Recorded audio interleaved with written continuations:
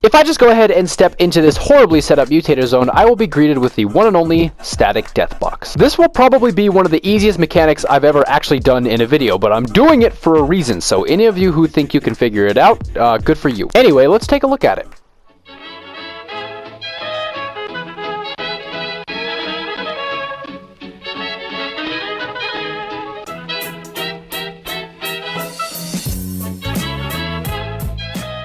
Hey everyone, this is Syntax, and today I'm going to be showing you guys how to set up the classic static death box inside of Fortnite Creative. I took inspiration for this mechanic from the original Five Nights at Freddy's game. When you died in that game to the animatronics, you were greeted with just a screen of static, so that's what we'll be simulating today. Now, the first thing you're going to want to do is grab yourself a TV that has static on it. If you go to Galleries and select Props, scroll all the way down to the Residential Gallery A, which is right here. If you actually put this into your inventory and then place it down, there is a giant TV in it already, but it doesn't have to be this giant one. I just used it because the static is conveniently oversized. If you watched the video I did on the worst galleries, you would know that TV is massive because I was utterly surprised in that video. Once you have your massive static TV, you're going to go ahead and resize it to the point where you have a relatively large base for yourself, and then just surround yourself with static. With that TV that I just showed you, I made a small cube so that I am completely surrounded in static, and I also put it in first person via helipads. If you go to the shark prop gallery and then grow these things until you can't grow them anymore and go ahead and surround the inside area with the helipads, it'll be in first person, and that's important for our camera later. It should also be noted that there are these smooth textures on the corner of what is supposed to be the static screen. Try to make your box so that these are not visible. But anyway, once you have your static box set up surrounded in helipads to put you in first person, go ahead and grab yourself a mutator zone. The settings on this mutator zone don't really matter. If I were you, I would hide the visual effects and all that stuff, but I just have it visible so you guys can see I'm actually walking into a zone. All you're doing is making sure that it affects players, and you're having it so that on player entering the zone, it transmits on some channel. So for me, that's going to be channel 1. Once you have your mutator zone set up, just take a teleporter and place it inside of your static death box. Be sure to set it on the corresponding channel you had for your mutator zone, so on player entering, it's sent on channel 1, so I'm teleporting to this when receiving from channel 1. And then you just want to turn off all the visual effects and sound effects because, you know, you don't want the riff to ruin the feel of the static death box, but that's pretty much almost the whole mechanic. For the last part of this mechanic, all you'll need is a damage volume plate, and I say plate because it has to be a plate. And when I say plate, I mean like the damage volume plate. Same thing with the mutator zone. Use the plate, and I'll explain why. For reasons that are unknown to anybody, when you try to use the damage volume prop,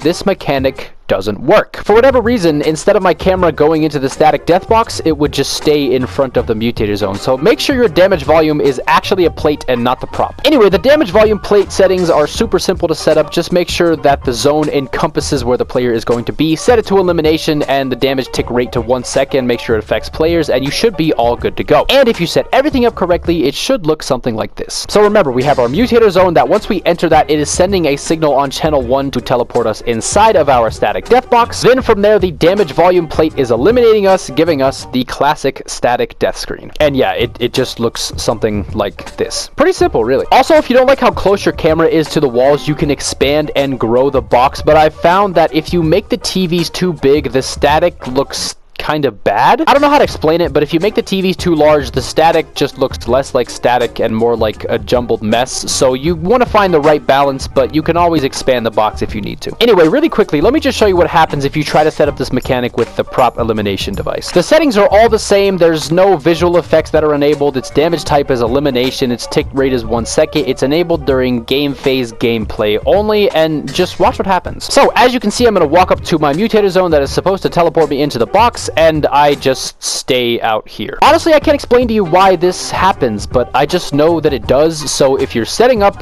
the static death box, don't use the elimination zone prop thing. Just use the plate, because this just doesn't work. Like, why is my camera still here? And quickly before I end the video, I want to note that this interaction is not specific to just this mechanic. For whatever reason, the prop versions of both the damage volume and the mutator zone have different interactions than their plate counterparts. Again, I couldn't explain to you why, because they're both mutator zones and damage zones, but if you are working on a mechanic with like the plate or the prop and it's not working how you want it to, try swapping them. The only other example I can think of off of the top of my head, if you go back and watch my how to gain health from emoting, that mechanic doesn't work with the prop mutator zones, and I don't know why. So yeah, it's an important note. Just know that the interaction between the plates and the prop versions of mutator zones and damage volumes have different interactions. So again, if a mechanic is not working, try swapping them out. But anyway, that is everything I have for you guys today. I really do hope this video helped you out, and yeah,